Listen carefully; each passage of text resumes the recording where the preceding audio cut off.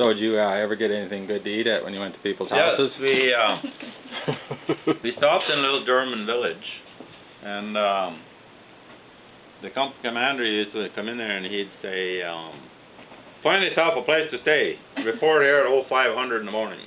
Then everybody scattered out looking for a house to stay in. So we picked this one house. It was kind of on a corner, if I remember right. It was a very nice looking house, and it had a store next to it, built into it.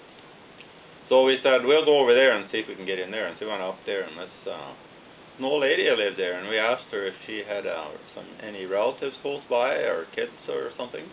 And she said, yeah, she had a daughter living pretty close by. I said, well, would you mind going and staying there for maybe a couple of days so we can stay in your house? Oh, gee, she get mad. So she told us off. Well, then we finally had a meeting there for a while, and we convinced her she should go. So she warned us.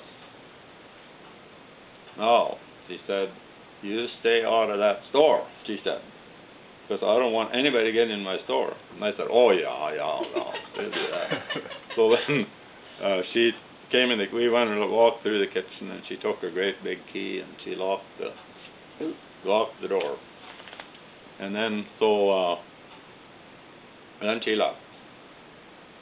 So then we went in the cellar right away to see if we can find some potatoes or something to eat. So we went down and they had some potatoes and they had some olive oil, and we fired up our stove and we threw the potatoes and they were going to make some French fries or something on the stove.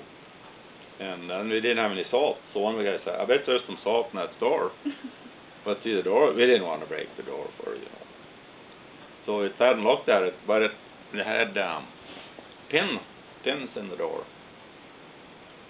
So we said, if we take those pins off, we can take the door off. So we said, okay. We pulled the pins out of the door, and we lifted the door, and we just about ready to go into the store. And one guy was looking out the window, he said, oh, here comes that old lady back. He said, and all we had time to do was to push the door up against what stood there.